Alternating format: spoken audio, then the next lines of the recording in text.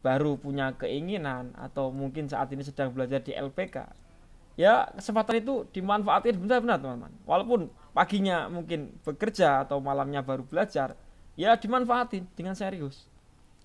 Kang Faiz saja bisa teman-teman. Beliau paginya bekerja, malamnya baru belajar.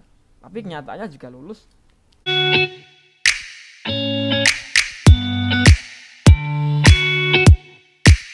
Assalamualaikum warahmatullahi wabarakatuh. Waalaikumsalam warahmatullahi wabarakatuh. Bismillahirrahmanirrahim. Apa kabar teman-teman? Jumpa lagi di video saya, yaitu Dance Channel.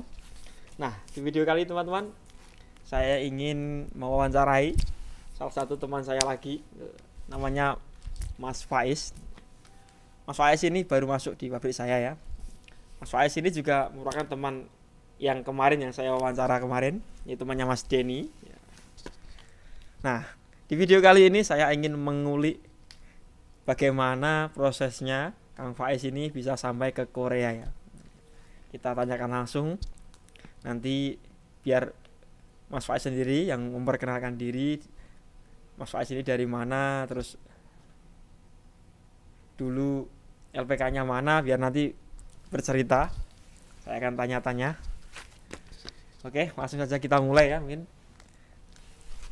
Oke, Kang Faiz, gimana Ya, kabarnya? Alhamdulillah baik Bang hari ini Bang. Mungkin bisa memperkenalkan diri Mas.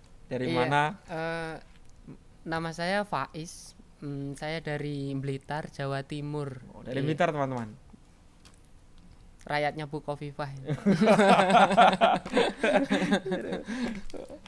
Mungkin ada teman-teman yang dari Blitar kenal sama Kang Faiz. Terus ini sekarang di Korea udah berapa tahun Mas? Saya udah 3 tahun. Oh, udah Iya, 3 tahun udah ternyata. 3 tahun di Korea. Oh, berarti kurang lebih sama dengan saya ya. Saya berangkat ke Korea itu tahun 2019 bulan 3. Kang Faiz bulan berapa nih? Bulan 5. Oh, ternyata cuma beda 2 bulan ternyata teman-teman. Iya, benar-benar banget. Nah, terus ini yang ingin saya kulik dari sampean ini. Monggo. Untuk di vlog kali ini saya ingin mengulik tentang perjalanan sampean bisa sampai datang ke Korea. Nah, mungkin bisa diceritakan dari awal ya, bagaimana prosesnya kok bisa ingin ke Korea, terus LPK-nya di mana, terus menurut sampean tuh ke Korea itu prosesnya gampang atau susah. Mohon nanti diceritakan ya Mas ya.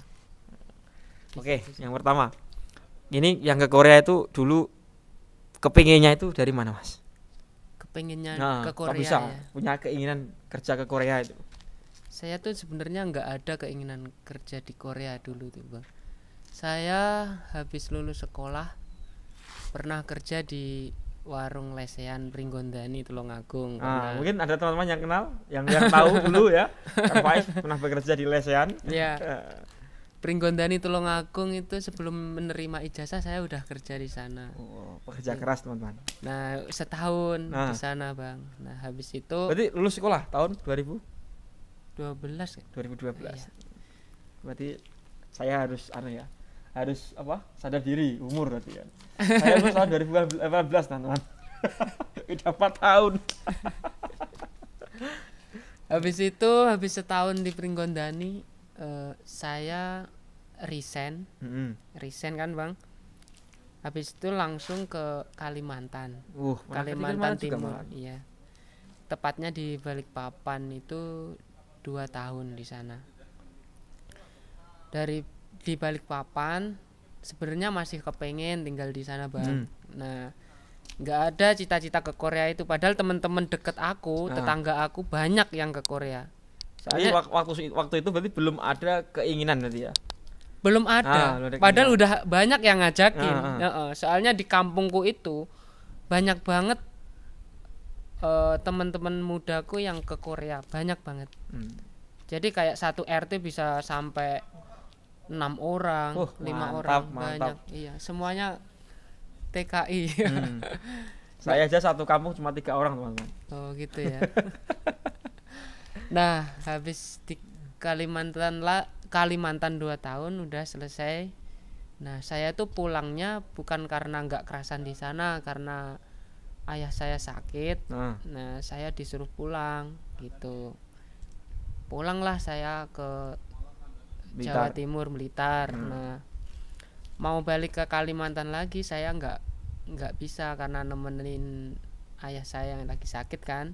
Nah habis itu ya udah saya kerja di rumah ala kadarnya dulu gitu, ngikut orang sambil kerja itu saya malamnya sambil belajar bahasa Korea. Gitu Bang. Jadi itu cerita awal yang membuat Saya keinginan untuk pergi ke Korea ya Mas ya? jadi aduh ngapain ya kalau malam nggak ada kegiatan gitu ya kan. Terus saya cari informasi LPK terdekat saya karena dekat banget. Nama LPK-nya Hana Course. Hana Course, mungkin teman-teman Hana Course yang pernah kenal dengan Kang Faiz, atau mungkin satu angkatan atau juniornya atau seniornya. Banyak banget. Nah gitu, jadi siangnya saya kerja gitu, malamnya habis maghrib gitu ya Bang, belajar sampai kalau Hana Course itu jam 7 habis ngisak sampai jam 11 lah, 12 gitu. Itu tiap hari gitu. Liburnya cuma malam minggu. Gitu. Gitu sih Bang, sampai ada ujian kayak gitu. Saya waktu itu ujian tahun 2017 teman-teman. Kang Faiz ujian tahun berapa? Sama. Oh sama, 2017. Sama.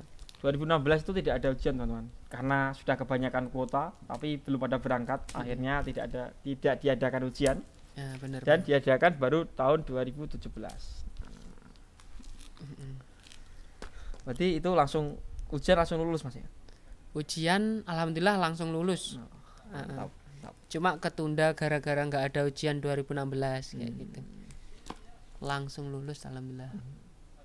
Terus kendala apa yang mungkin menurut Kang Faiz menurutnya yang mungkin dianggap susah lah untuk proses ke Korea ini apa?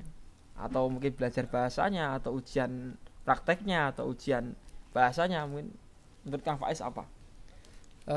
Paling susah itu ngapalin vocabnya ya, kayak kosakatanya, bener. Soalnya saya juga sambil kerja siangnya, jadi kayak kurang fokus, nggak fokus banget ke hafalan tiap hari yang kayak anak-anak belajar di sekolah, enggak. Jadi saya ya seadanya, sehari minimal 5 kosakata kah kayak gitu. Ngapalin gitu. Nah, terus ini setelah datang ke Korea berangkat tahun 2018 Mas ya? Iya benar, 2018. Sekarang sudah 3 tahun. Alhamdulillah. Jadi kalau dianggap mudah ya nggak mudah ya proses ke Korea itu ya. Ada banyak tahapan yang harus dilewati. Salah satunya yaitu yang paling utama ya harus bisa lulus ujian teman-teman. Benar. Jadi untuk teman-teman yang mungkin saat ini baru punya keinginan atau mungkin saat ini sedang belajar di LPK, ya kesempatan itu dimanfaatkan benar-benar teman-teman. Walaupun paginya mungkin bekerja atau malamnya baru belajar, ya dimanfaatin dengan serius. Kang Faiz aja bisa teman-teman. Beliau paginya bekerja, malamnya baru belajar, tapi kenyataannya juga lulus. Padahal pada saat itu tahun 2017 yang ujian ikut pesertanya itu totalnya itu kalau nggak salah ya 31.000 ya. Iya. 32.000.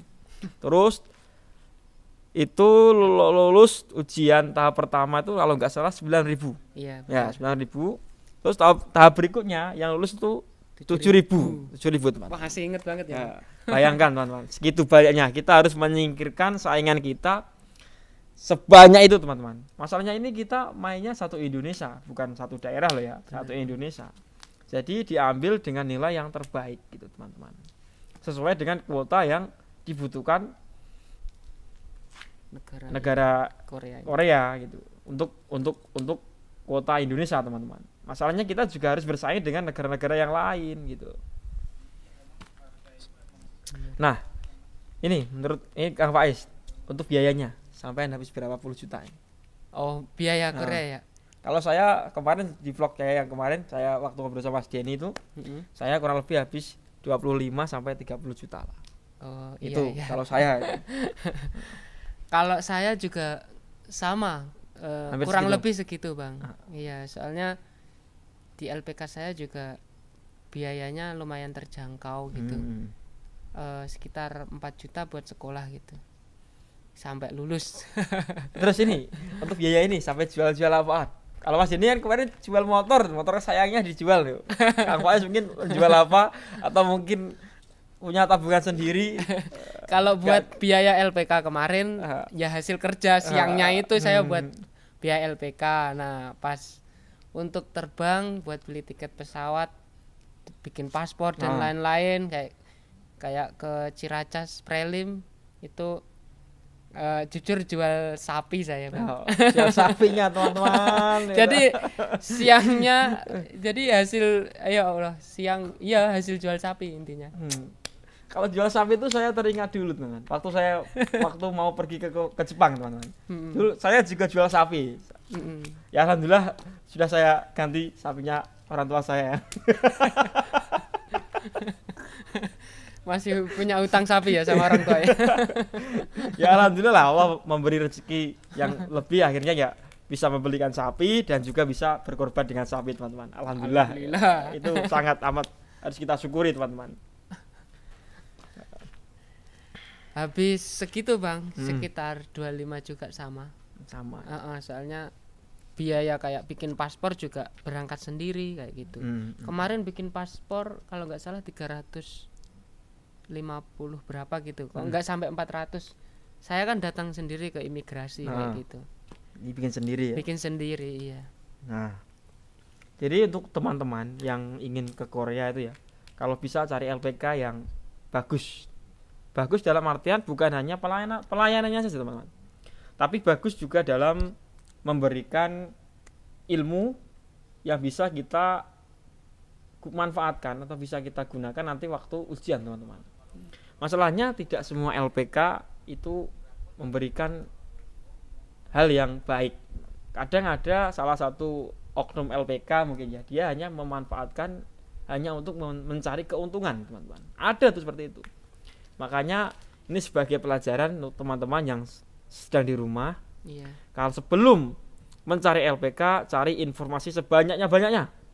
Mulai dari temannya, tetangganya, atau seniornya, atau mungkin keluarganya yang pernah ke Korea, beliau pernah belajar di mana, tanyakan semuanya. Cari LPK yang terbaik menurut sampean-sampean ya. Jadi biar nanti di belakangnya tidak merasa terbebani atau menyesal teman-teman. Kadang kan ada yang wah udah bayar mahal-mahal kok ternyata cuma dapatnya seperti ini kan, dan ada seperti itu teman. Bahkan ada yang sampai LPK itu karena mereka dibiayain dulu, dipinjamin dulu, tapi akhirnya biayanya itu membengkak sekali teman-teman. Mungkin habisnya kalau saya antara 25 sampai 30 juta itu mungkin bisa 2 kali lipatnya teman-teman. Bayangkan segitu loh. Ya kalau kita sudah datang ke Korea tuh pasti balik, nggak mungkin enggak. Tapi kan kita belum berangkat aja sudah punya utang segitu banyaknya teman-teman. Kan itu kan juga membebani kita gitu loh. Makanya sebelum belajar di LPK itu cari informasi dulu tentang LPK itu seperti apa. Terus nanti prosesnya seperti apa, habisnya berapa, biar kita juga belajar tuh enak gitu kan. Iya. Jadi itu seperti itu teman-teman. Pesan penting banget. Pesan penting banget untuk teman-teman ini. Cari LPK yang benar-benar jujur ya. Kalau misalnya yang benar jujur. Jadi dia diomongin dari awal segini. Ya nanti sampai akhir juga habisnya cuma segitu gitu. Jangan nanti buat ini bayar, buat ini bayar, akhirnya ya sampai akhir ya habisnya puluhan juta teman-teman. Banyak ya. Banyak seperti itu. Tapi ya tergantung kembali kepada pribadi masing-masing, karena semua orang kan beda-beda pandangan mas ya toh. Ada yang merasa terbebani, ada yang tidak, aku habis segitu nggak masalah, aku juga bisa berangkat, ada seperti itu juga kan gitu. Tapi kan kemampuan ekonomi masing-masing orang itu kan berbeda gitu kan. Iya benar. Padahal semangat untuk ke Korea itu kan kadang orang itu menggebu-gebu, tapi kadang orang terkendala karena biaya mas. Itu salah satu faktor juga gitu loh. Jadi itu tadi cerita Mas Faiz tentang ke Korea ya. Jadi harus seperti itu perjuangannya. Jadi Mas Faiz ini paginya bekerja, malamnya belajar teman-teman. Bayangkan, bisa dibayangkan ya seperti apa susahnya. Nah, ya mungkin kalau orang-orang yang free ya enak-enak saja. Kalau yang jarang free. Tapi kalau orang-orang semangat seperti itu ya alhamdulillah ya dikasih jalan teman-teman. Makanya untuk teman-teman ya bersemangatlah dalam hal apapun. Yang penting jangan semangat dalam hal kejelekan ya, itu jangan. Kalau bisa ya semangat dalam hal kebaikan. Pasti Allah akan memberi jalan teman-teman.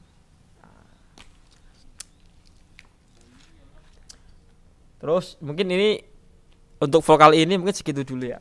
Setelah ini saya akan menyambungkan vlog saya berikutnya. Saya akan bertanya-tanya tentang mungkin suka dukanya Kang Faiz ini di Korea itu seperti apa. Terus kok bisa pindah pabrik itu seperti apa. Teman-teman bisa nontonnya di video saya berikutnya teman-teman. Oke, terima kasih Kang Faiz untuk cerita perjalanannya ke Korea ya. Iya. Nah, semoga bisa membuat teman-teman inspirasi untuk teman-teman yang ingin ke Korea, bisa semangat bahwasanya ke Korea itu tidak harus kita harus keluar dari pekerjaan yang dulu gitu kan. Jangan. Masalahnya juga kita juga belum pasti bisa berangkat nih gitu kan. Iya, kadang sudah resign akhirnya gak jadi berangkat. Jadi kita harus cari pekerjaan lagi. Tetap kan, kerja gitu aja, jadi sekolahnya buat ini sambilan. Nah, sambilan tapi juga yang serius. Yang serius. Ya, jangan main-main gitu kan. Oke, terima kasih sudah menonton teman-teman. Semoga vlog kali ini bermanfaat.